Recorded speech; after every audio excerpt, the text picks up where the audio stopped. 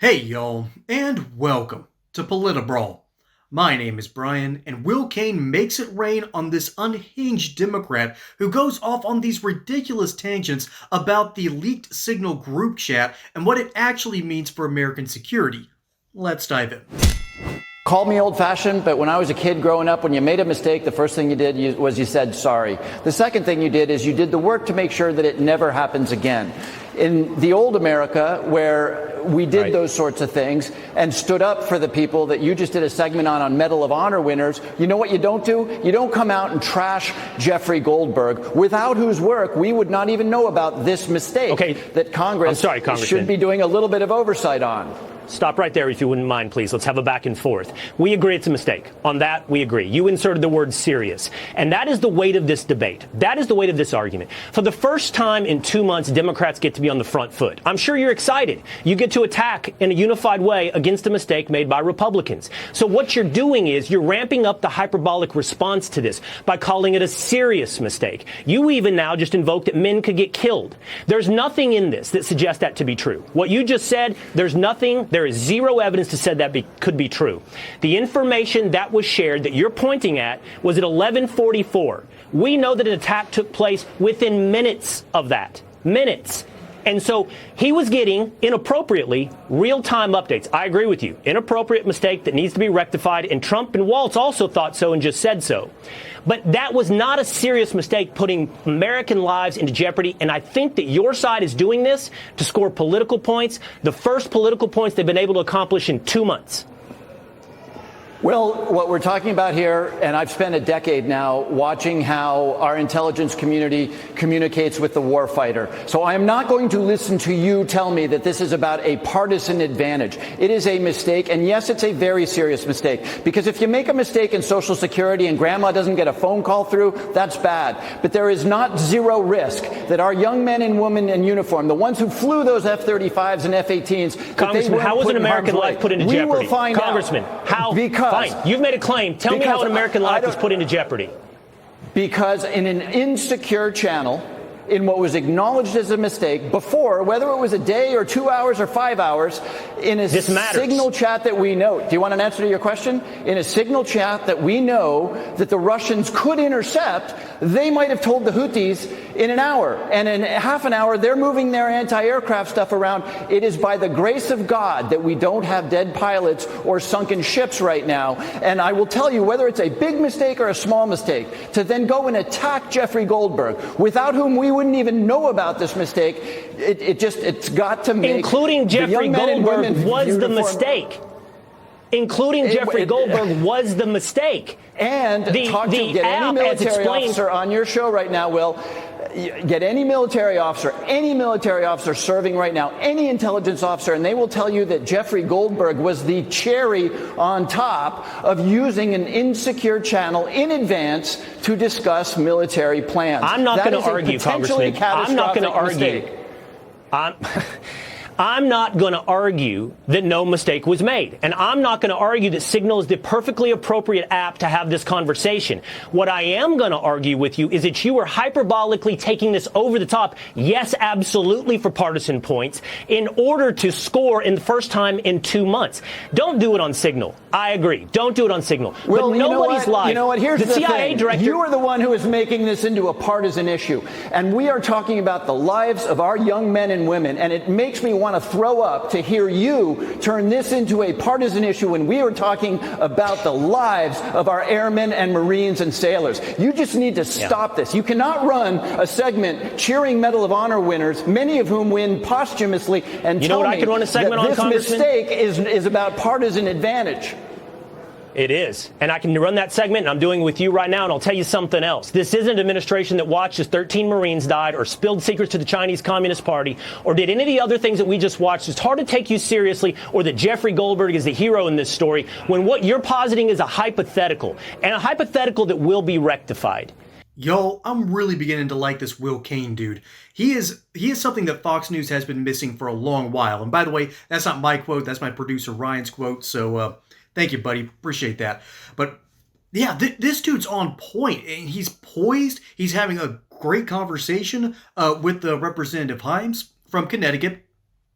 and is apparently the ranking Democrat on the House Intelligence Committee. So that's worth something right there. You know what's not worth anything though?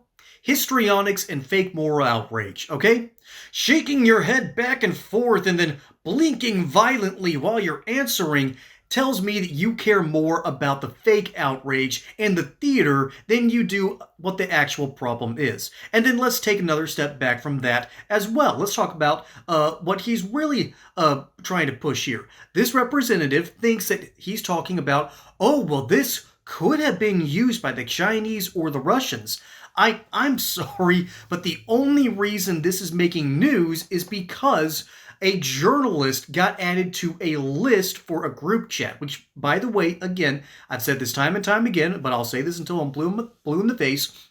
If you're going to leak anything to a journalist, you leak it to a magazine journalist like someone at The Atlantic, okay? You don't do it to someone at CNN. You don't do it to someone on MSNBC. You certainly don't let any Democrats in Congress know.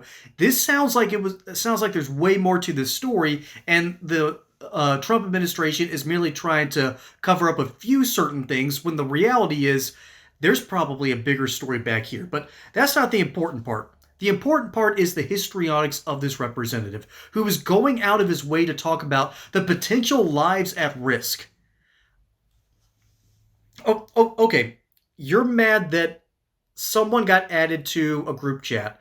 Then, after the operation took place, leaked the group chat. And once it was leaked, the information pertaining to the whole situation had everything to do with potential targets and the timing of hitting those targets.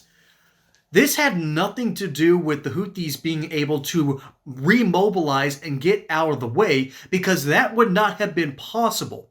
Now, what you can argue, and I will listen to, because I am not an expert when it comes to not just foreign policy. I do understand some geopolitics, but I am not an expert when it comes to the way we're actually supposed to handle some sensitive information. And so it's possible that Signal might not have been the best group chat to use, but it's also better than using Messenger.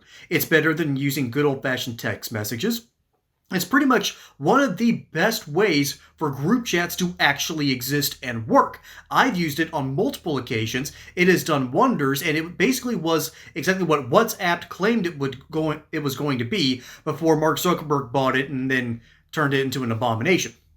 And so, ultimately, I am not worried about this issue one bit. As a matter of fact, what I love about Will Cain is that he calls out the entire game here. And the game is this. This is the first time the Democrats have been able to say anything, to have any positive talking points in the first 2 months of Donald Trump's presidency, okay? With gas prices starting to fall, with inflation starting to fall with it, and egg prices starting to bottom out from the bird flu problems that we've been dealing with. Funny which, another Biden problem that his administration refused to deal with, kind of like the Houthis here. I guess that's what the missile strikes were for, now weren't they? And so, when it comes down to it, this administration is doing a better job of cleaning up old messes and creating maybe one in return. So far, that's a pretty good return on investment compared to, having one of your highest ranking officers AWOL, getting a medical procedure without telling anyone, including his own staff. The dude was AWOL for 10 days. That should have been a much bigger scandal that required a resignation. Guess what? It didn't happen. So I'm not going to be listening to the Democrats on this issue, but I am more willing to listen to a former Democrat when she was talking about this, Tulsi Gabbard. And Gabbard said on Wednesday that including a journalist in the chat was a mistake, but she maintained that while the conversation was candid and sensitive, no classified information was shared. There were no sources, methods, or locations or war plans that were shared. Essentially, what is going on here is that in this group chat, they were talking about foreign policy, they were talking about potential target strikes, and at the time of which missiles, not where the targets were, not who the targets were, just the ones that were already planned. Which tells me that there's something more to this story, but this Democrat can't really admit that, and no Republican is going to be dumb enough to talk about it, because then you're going to ask, well, what's the plan? Well, I obviously don't know. I'm not a part of the Trump administration. But I also know that the way group chats work, if you're going to leak something, you leak it to someone who's going to take forever to publish, like The Atlantic. This is a much bigger story, but it's also because we don't know how deep this rabbit hole goes, and we don't know the game that was being played with this group chat. Something doesn't smell right, and so the Democrats have been using whatever opportunity they can to jump on this, and again, the reality is, most of us don't care. Most Americans do not care about this issue. For the most part, it's a giant nothing burger. And then to say that, the Democrat Party really does care about the potential lives of servicemen and women that are serving this country, when we really could have used that same outrage back when we just botched the Afghanistan withdrawal. But at that point, is it just water under the bridge? Or is this just another attempt to play tit for tat, when the reality is the stakes were much higher and much worse during the Biden administration compared to a leaked group chat? Will Cain does a fantastic job. He's calling this out as ridiculous, and I think this is the best Democrat they can offer to come up and talk about the issue. And if this is the best they got, oh boy, that means there really is nothing to the story. Folks, my name is Brian. Hope you enjoyed that segment here on Politburo. Don't forget to like and subscribe. Catch you on the next one. And until then, y'all have a good one.